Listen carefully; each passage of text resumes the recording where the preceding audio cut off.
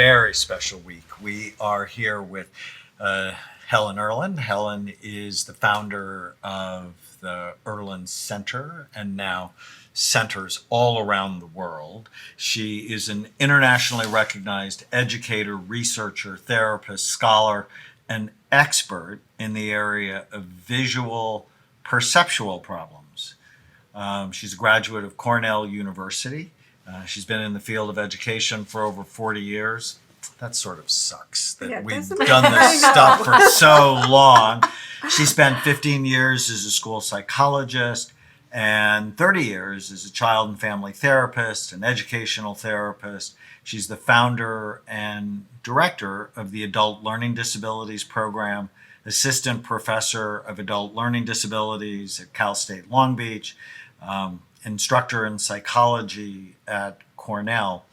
But, you know, Helen and I met, oh my goodness, it's got to be 25 years ago. At least. And absolutely. If I remember right, you were giving a presentation at an adult ADD conference and at the University of Michigan. And when I first heard about your work, I thought, oh, no, that can't be possible because I never learned about it in medical school and I never learned about it in my general psychiatric residency or my child psychiatric residency. And so, as many people do to my work, they just dismiss it because they don't know about it. But then what happened is I had a friend whose wife had severe migraines. And when she put on blue tinted lenses, she's not had a migraine since. And you know how debilitating that is. And so Helen is the founder of the Irlen syndrome. It's something I think about, I talk about nearly every day in my clinical practice. It has changed the lives of countless people. And Tana's got a great story I do. about her sister. But welcome. Thank you for spending Yes. this week with us. We're so excited to have you. And tell us how you discovered this. Yes. What's the backstory? Oh, good. That's always an interesting concept. Backstory is, I guess, one that I'm a divergent thinker and that I think outside the box. And I have been a school psychologist testing children, doing all the psychoeducational testing for a number of years. And every time I tested a child that I couldn't identify as having a problem, and I went back into the classroom and watched that child struggle, it bothered me. I was saying, what are we missing from all the testing that we do? What are we missing? What are we not asking? Questions we're not asking? What are we not identifying?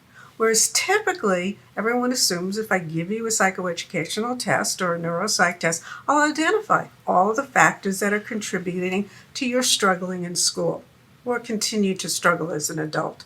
So I thought outside the box and said, no, it's not enough. We need to think in a different way and ask different questions. And I was lucky enough at that point to have the opportunity to do that because I was asked to start the first program for adults with learning disabilities at Cal State Long Beach. And I started the program saying, fine, it was a federal grant. We're going to do three things. One is I want a research component to it. And two, I want a counseling component because as you know, if you've struggled, it just doesn't automatically go away. Those kinds of issues, self-concept issues, stay with you for a lifetime. And the third thing is we wanted what I thought would be a remediation program for these adults, but actually turned into, and nobody talked about it then, accommodations, which we do now all the time. But we switched as an adult. As long as you had a way of getting there, even if you didn't have the skill, it didn't matter. So those were the three prongs. And it was fun because the adults had all been bright, highly articulate, and had struggled for a lifetime. And so they had parents who were really concerned because they couldn't understand why are they so bright, but why do they continue to struggle? So they had been through testing, they had been through remediation, they had been through vision therapy. I could go on and on, but So how did you discover it was light? That why was did the they discover problem. it was light? That's always fun. That's like by chance. But we were going through all of the different methods that had ever been purported to help somebody who was struggling with reading. And not with this group that I had, who were bright, highly motivated, and had made it into a 4-year college, but still struggling, right? And one of the things finally we tried after trying multiple things was they used to believe that you had to have a dominant eye in order to read. And they did eye occlusions where they covered one eye to train the eye, and then they decided that wasn't working, so they used a red overlay and red-green glasses. And so I started with my group and trying this out, and we put the red overlay down, never even got to the red-green glasses, which blocked one eye, so they were basically reading with one eye. And one of my students, adult students, said to me, "You know, Helen, how you got me to recognize the fact that words aren't moving on the page? This is the first thing you've done with that red overlay that made it a little bit better."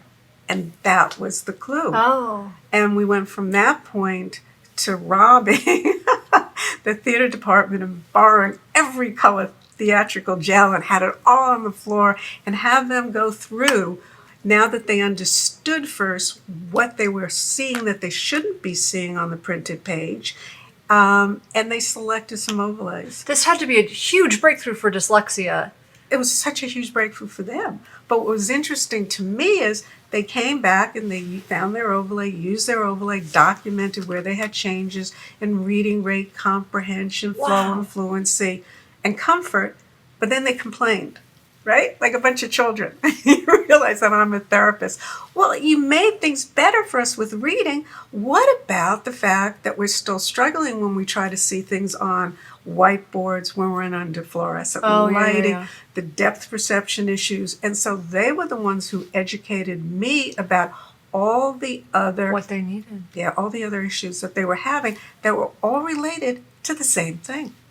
Which is a visual processing problem. When we go visual, That I have makes to go so much visual sense. brain processing, though, because when people hear vision, they think eye, and it's not your eye that reads. Well, I guess and because I'm a processes. neuroscientist, I think of brain, Brain. right? Yeah, Because you it's think got to go brain. from your eye to your occipital cortex through your parietal lobes, and we've actually done a number of scans before and after the glasses. And it seems like certain colors of the light spectrum irritate the brain. Oh, that's so And that when fascinating. you put on the colored filtered lenses or the overlays, the irritation goes down and your brain actually settles down. The first time I saw this on a scan, I was completely blown away that we had a ring of fire scan, you know, this brain that was working way too hard, and it just settled it down. And That's fascinating. And it was stunning. So I went from my own ignorance to, wow, how many people, this would be a good question, in the population struggle with the Irlen syndrome? It varies depending on the population. General population, and where you can compensate for it, so you still can kind of be successful, but you're spending so much more time doing your work than anybody else, you know, and it's so uncomfortable to do it. That population is about 12 to 14%. When you're looking at those that have identified problems in terms of school and learning, and particularly reading or copying or math, that number jumps up to 26% or higher. It's higher. So it's a significant percentage of the population. It's 10 times the number of people who have schizophrenia or bipolar disorder. It's about the same number of people who have ADD. And a lot of people with ADD or ADHD have the Irlen syndrome, and they don't respond fully to the traditional treatments. But this is really important because as a mom, I'm sitting here thinking, and I've been through this with some of my daughter's friends, and I've certainly been through my own issues with my daughter, you know, like we all go through as mothers, or as parents, I should say. It's painful to see your child struggle in school. And especially when they tell you there's nothing we can identify. Then you just start thinking, well, what is it? And people start saying, well, the thought comes up and maybe no one verbalizes it. Maybe they're just not that smart. And they start thinking that and feeling that from people. Right. And then acting And that's a terrible And then- okay. thought. So before we have to end this first podcast, And that's not true. That's what are the hallmark symptoms of the Irlen syndrome? Hallmark When should symptoms. people suspect it? Okay. When you have children or adults and you find that you skip words, skip lines, lose your place when you're reading. So your reading becomes inefficient. And the other one is hard because people don't report it, and that is that you have to build breaks into reading. And if you stop and think about it, reading may be causing pain or strain or tiredness or sleepiness or even headaches or nauseous or dizziness. But nobody asks those questions.